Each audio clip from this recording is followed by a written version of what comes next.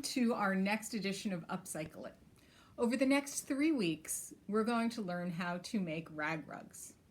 Rag rugs go back hundreds of years when families had clothing or sheets or other fabric that was no longer used for the intended purpose but was too good to throw away.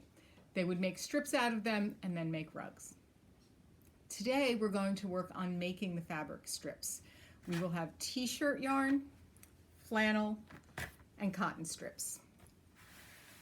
Our next one will show us how to make a toothbrush rug.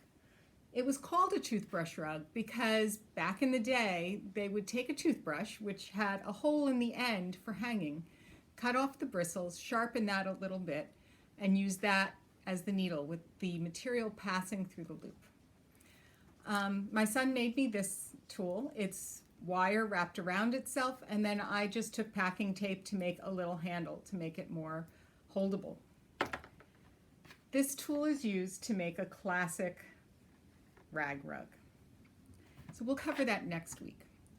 The following week we'll work on making a crocheted rag rug. I'm using a P-hook because you're going to want something a little bit more substantial. At the end of next week, I will also show you how to do a starting chain in case you've never done that. So let's look at how to make each of these yarns. I'm using several old t-shirts, different colors. T-shirts are your easiest. You'll fold them in half and simply cut your strips.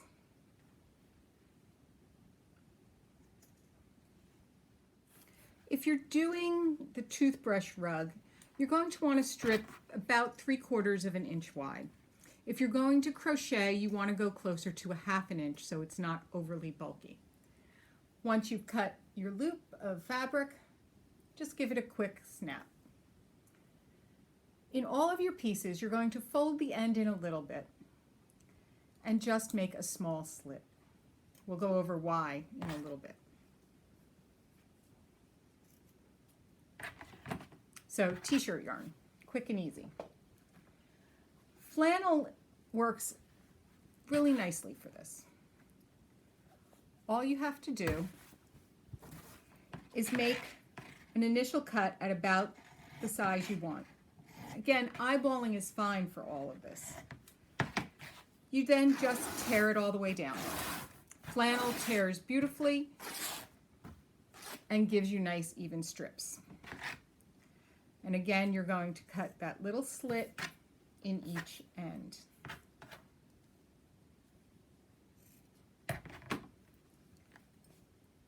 And the last is our cotton yarn, cotton strips.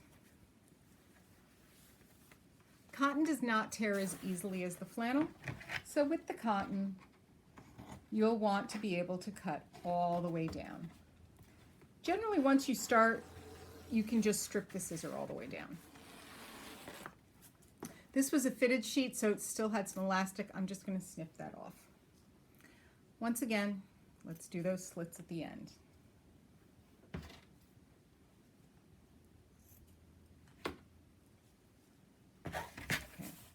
If you're going to work with the toothbrush rug method, you don't want to join your strips. It's going to need 2 separate strips, a core strip and a knotting strip. So you'll join them in the beginning, and then as each one comes near the end, you will join another piece in. If, however, you want to do the crocheting, then you'll want to make your ball of material before you begin. So I'm going to attach some cotton to the flannel just to give it some variety. Each end has a slit in it. Take the new piece and pass it through the slit so that the slit in the new piece is up at the top. Then take the tail end of that same piece and pass it through, pulling until your 2 strips are joined. You'll use this same method when you make the toothbrush rug, but adding it as each piece ends, not adding it in advance. It becomes cumbersome if you do that. That's what we have for you this week.